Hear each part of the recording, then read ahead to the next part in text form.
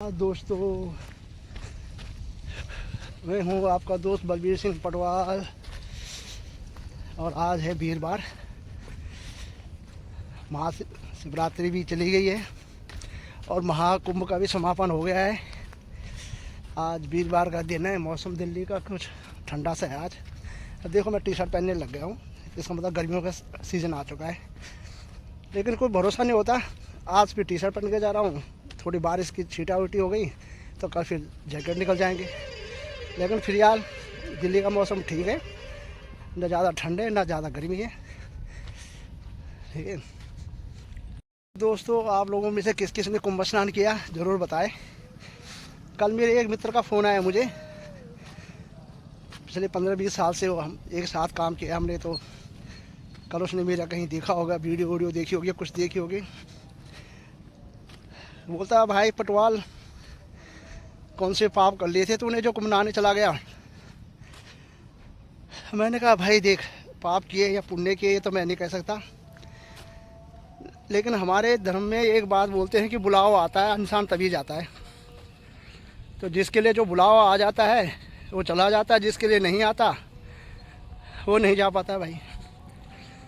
तो मैंने कहा, भाई बुलावा आया था हमारे लिए तो हम तो आ गए, नहा करके कुंभ नहा के आ गए। तो मैंने कहा, तुम क्यों नहीं गए भाई। बोलता, भाई हमने इतने पाप ही नहीं किए कि हम नहाने जाए। तो अभी भी कुछ लोग इस चीज़ में कन्फ्यूजन में रहते हैं या रहे हैं कि भाई हमने तो पाप किए ही नहीं है, हम क्यों गंगा स्नान करें, हम क्यों कुंभ स्नान करें।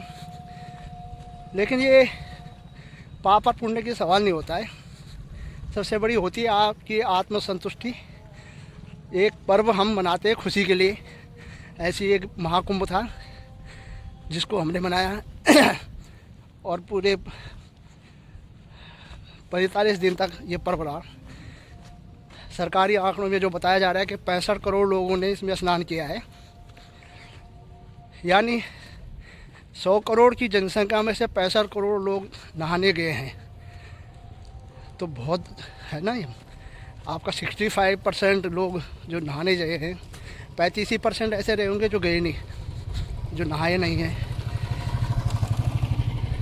तो ये तो एक चमत्कार है कि एक छोटे से एरिया में, एक छोटे से जहाँ की आबादी 15-20 लाख के लगभग है, और वहाँ 65 करोड़ लोग जा कर के रहे।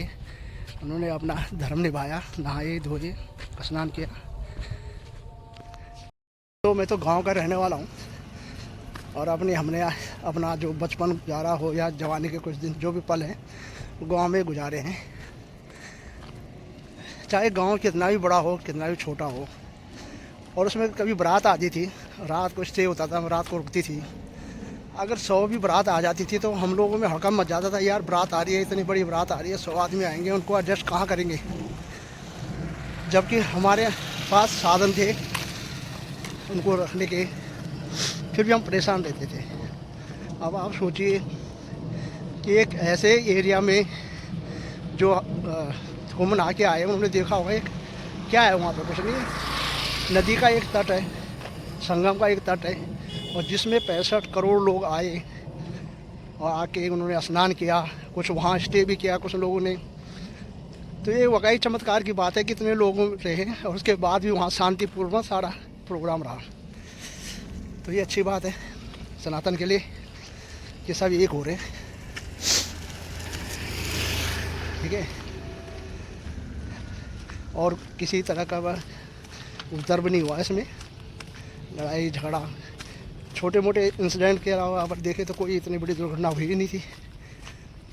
तो अगर इतना बड़ा आयोजन है तो ये छोटी मोटी घटना है तो घटेगी, क्योंकि जब एक परिवार रहता है, हमारे उस परिवार में 5 व्यक्ति में भी हम आपस में कई बार इस तरह की बहसें हो जाती है, बहस होती है, लड़ाई झगड़े हो जाते हैं। तो यहाँ तो 65 करोड़ लोग गए थे।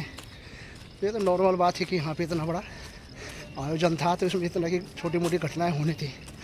बाकी नहीं याद तो बाकी शांतिपूर्ण रहा। लोगों ने 20-20, 24-24 घंटे इंतज़ार किया नहाने के लिए और रोडों पे, और उसके बाद भी वो शांत थे, कोई उपद्रव नहीं हुआ, कोई तोड़ फोड़ नहीं हुई। अगर कुछ उपद्रवी तत्व थे जिन्होंने तोड़ फोड़ की है या किया है तो ये छोटी मोटी घटनाएँ थी। फिर इतने बड़े आयोजन के लिए भारत सरकार और उत्तर प्रदेश सरकार, मुख्यमंत्री योगीनाथ आदित्य जी को धन्यवाद कहते हैं। ये वाकई बहुत बड़ा आयोजन था और बहुत शांतिपूर्वक गुजरा है। तो ये देखिए सुबह सुबह का मौसम, इस समय 7 बज रहे हैं और मौसम इतना ख़राब हो रखा है कि किसी भी टाइम बारिश आ सकती है। जैसा कि मैं सुबह कह रहा था अभी थोड़ी देर पहले, इतना मौसम ख़राब हो रखा है। मैं टी शर्ट पहन के आया हूँ, लेकिन मौसम इतना ख़राब हो गया कि बारिश की उम्मीद हो गई और हवा चल रही है। तो ऐसा लग रहा है किसी भी टाइम बारिश हो जाएगी। देखिए इस समय मैं हूँ गाज़ियाबाद में और मौसम देखिए कितना ख़राब हो रखा है। ये कौशाम्बी बस स्टैंड है आनंद विहार के पास। और सुबह का मौसम देखिए, आसमान देखो पहले आप, कितना खतरनाक हो रहा है कि बारिश पता नहीं कितनी तेज़ बारिश आ जाए, कभी भी आ सकती है। ठंड तो नहीं है, लेकिन बारिश हो गई तो फिर कल से फिर जैकेट निकालो। जैसे ही सोचते हैं कि बंद करेंगे गर्म कपड़े निकालें और ठंडे कपड़े बंद करेंगे।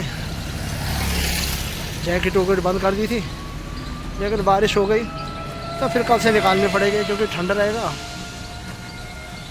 क्या चीज़?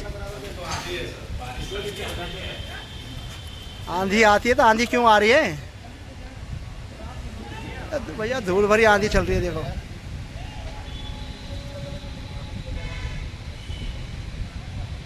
बोला था मैं कि बारिश होगी, अब देखो बारिश हो गई है। पता नहीं क्या है, इनका मजाक बना रखा है मौसम ने भी। कभी बारिश हो जाती है